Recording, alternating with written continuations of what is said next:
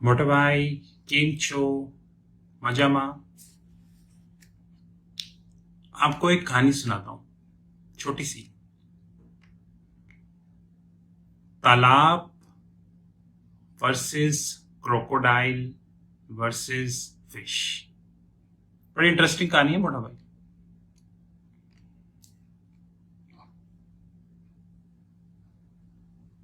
एक तालाब था, बहुत बड़ा।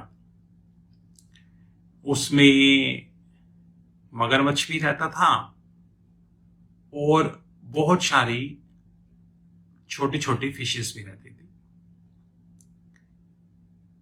तो एक दिन तालाब के मालिक ने सोचा कि मुझे मगरमच्छ को पकड़ना है। तो उसने क्या किया? उसने तालाब के पानी को सुखाना शुरू कर दिया और वो 1 महीने तक इस उम्मीद में बैठा रहा कि तालाब का पानी सूखेगा तो मगरमच्छ मर जाएगा। 1 महीना बीत गया। 1 महीने बाद जब तालाब पूरी तरीके से सूख गया तो उसके अंदर हजारों मछलियां मरी हुई मिली। अब देखो, मछली तो पानी के बगैर रह नहीं सकती, राइट? तो वो मरी हुई मिली। तालाब के मालिक ने कहा कि अगर हजारों मछलियां मरी हुई मिली तो मगरमच्छ कहाँ गया?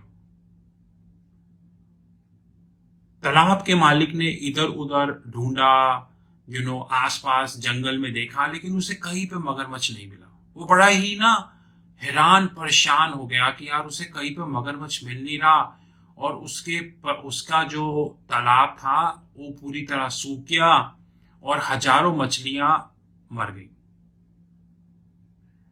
तो एक रात को वो अपनी बीवी के साथ अपने बच्चों के साथ रेस्ट कर रहा था कि अचानक से बहुत सारे मगरमच्छों ने उसके घर पे हमला कर दिया। और क्योंकि बहुत सारे मगरमच्छों ने हमला कर दिया तो वो, उसकी वाइफ और उसके जो बच्चे थे, वो ऑल ऑफ अ सडन हुए अटैक को हैंडल नहीं कर पाए और मगरमच्छ उन सबको खा गए। उसके बाद मगरमच्छ उस तालाब में गए जहां पे हजारों की तादाद में मछलियां मरी हुई थी और उन्होंने खूब दावत उड़ाई। कितने हफ्तों तक उन्होंने दावत उड़ाई और उसके बाद वो जंगल में कहीं चले गए। अब आप सोच रहे होंगे कि मैंने ये कहानी आपको क्यों सुनाई। अच्छी बात है। इस कहानी में जो तालाब है वो है स्टॉक मार्केट्स और इस कहानी में जो मगरमच्छ है वो है इन्फ्लेशन और इस कहानी में जो मछली है वो है इन्वेस्टर और इस कहानी में जो तालाब का मालिक है वो है सेंट्रल बैंक।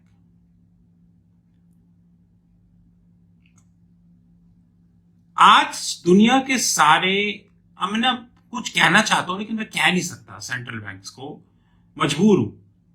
दुनिया के सारे सेंट्रल बैंक्स ये बोल रहे हैं कि वो इन्फ्लेशन को प्रोटेक्ट करने के लिए रेट बढ़ा रहे हैं। लेकिन क्या आपको पता है ये इन्फ्लेशन क्यों आई? दुनिया में सबसे ज्यादा पैसा 2020 के बाद प्रिंट हुआ जब कोरोना आया।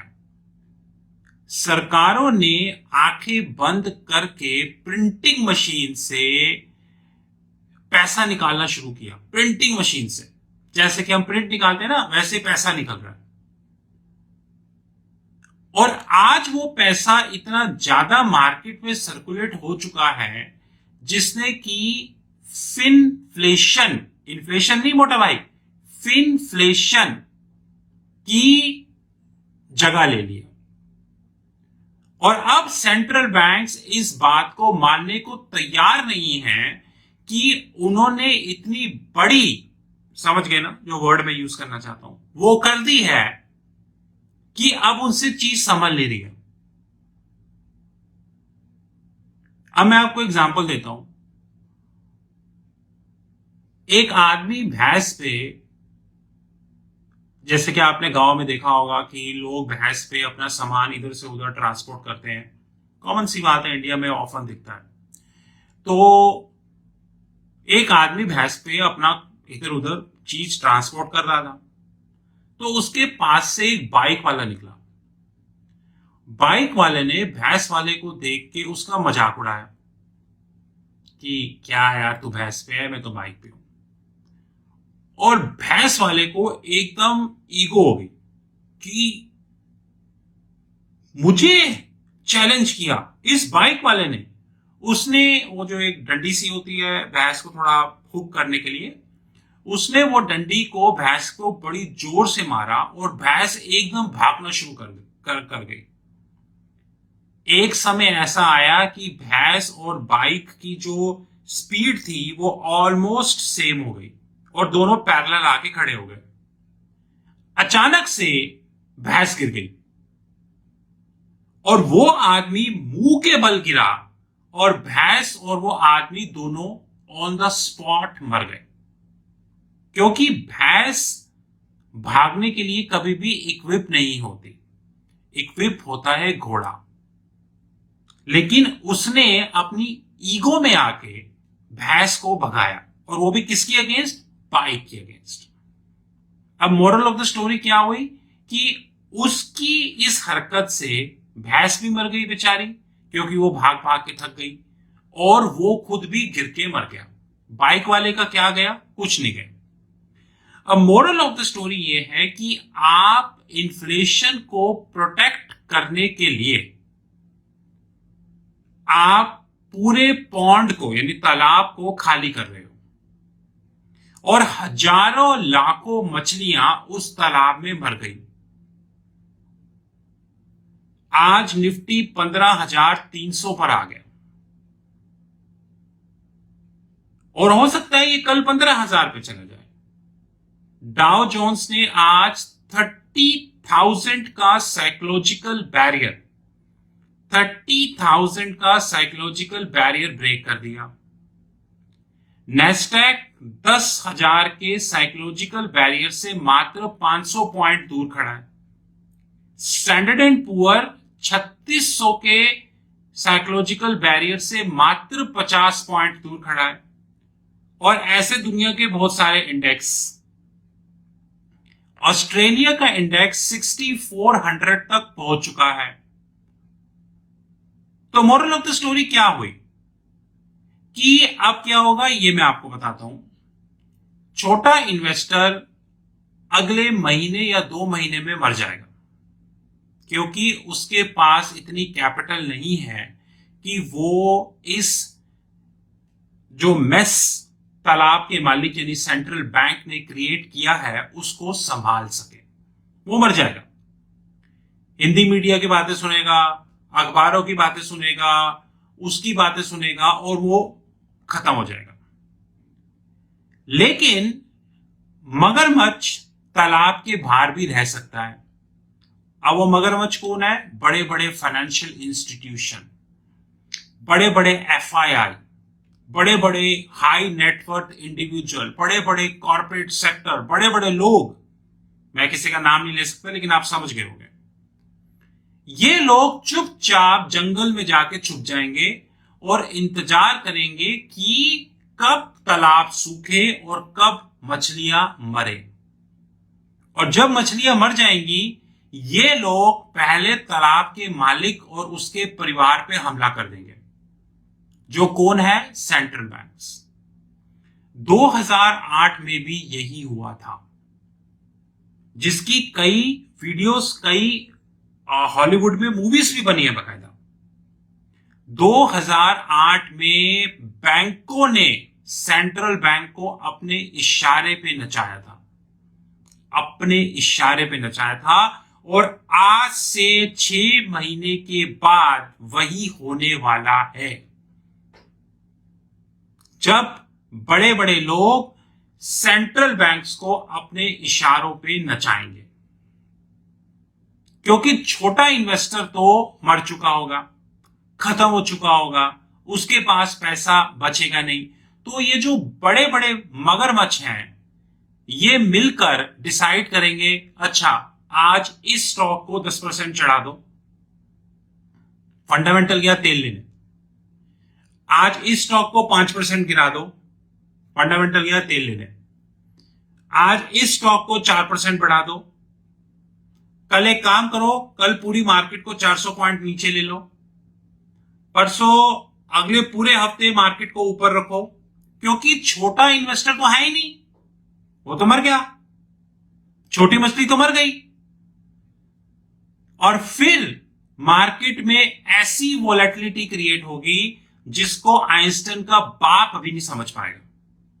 मेरे को तो छोड़ो, आइंस्टाइन का बाप हाथ जोड़ देगा कि यह हो क्या रहा है, क्योंकि तब तालाबों में मछली नहीं होगी, सिर्फ मगरमच्छ होंगे। यह मैं आपको आज बता रहा हूं। आपको पता है, मैं अपनी वीडियोस बनाता हूं, मुझे लाइक्स, डिसलाइक, कमेंट, व्यूज, इन सबसे कोई मतलब नहीं है, क्योंकि मैं अब इन चीजों से बहुत ऊपर उठ चुका हूं। मेरा मन इतना खराब हो चुका है इस थैंकलेस सोसाइटी के प्रति कि अब मैं इससे कुछ उम्मीद नहीं करता। लेकिन आपको पता है मोटा भाई, मैं आपको क्यों ये ज्ञान देता हूं। आज मेरी घड़ी में मेरी जगह पे सुबह होने वाली है, फिर भी मैं आपके साथ फेसबुक कर रहा हूं। क्यों मैं आप लोगों को ज्ञान देता हूं? कि मेरे कारण किसी की जिंदगी सुधर जाए। ये तो मैंने आपसे कोई पैसे लिए इस ज्ञान देने के? नहीं दिए। कभी मांगे? कभी फेसबुक, यूट्यूब पे इतनी सारी वीडियोस बना दी, कभी कोई डिमांड करी? नहीं करी। लेकिन आने वाले समय में आप इस तालाब, मछली और तालाब के मालिक की स्टोरी को याद रखना। मैं पूरी तरीके से प्रिपेयर्ड हूं, क्योंकि मुझे पता है कि जो स्टोरी मैंने आपको बताई वो स्टोरी बहुत जल्दी लाइव होने वाली है। लाखों करोड़ों इन्वेस्टर, यानी लाखों करोड़ों मछलियां मरने वाली हैं, और फिर यही मगरमच्छ तालाब पे राज करेंगे। मैं अब अपनी डिस्कशन क्लोज करूंगा मोटा भाई। सेंट्रल बैंक्स बिक चुके हैं, और वो उन लोगों के हाथों बिक चुके हैं, वो अपने हिसाब से कुछ नहीं कर रहे, पीछे से ऑर्डर आ रहा है और उस ऑर्डर को फॉलो किया जा रहा है। आप मेरी बात को नोट रखना। 2008 में बड़े बड़े बैंकों ने सेंट्रल बैंक्स को अपनी जेब में रखा था, और अभी भी वही होने वाला है।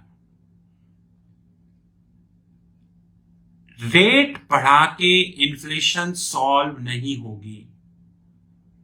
तालाब सुखा के मगरमच्छ नहीं पकड़ा जाता।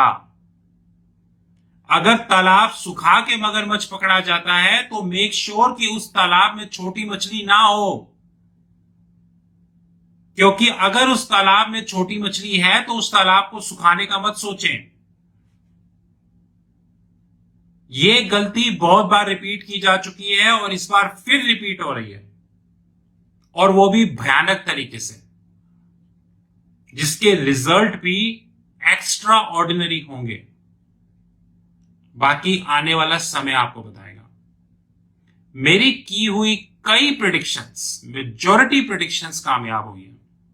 फिर चाहे वो सॉफ्टबैंक हो, चाहे वो रिलायंस की प्रेडिक्शन हो, फिर चाहे वो वोडाफोन की प्रेडिक्शन हो, चाहे वो इंडियन मार्केट में स्कैंडल की प्रेडिक्शन हो, फिर चाहे वो पेटीएम की प्रेडिक्शन हो, और रीसेंट प्रेडिक्शन है एलआईसी की जो कामयाब हुई। एलआईसी के आईपीओ आने से 2 महीने पहले से मैं बोल रहा था कि ये स्टॉक ओवर वैल्यूड है, इसमें कामयाबी नहीं मिलेगी।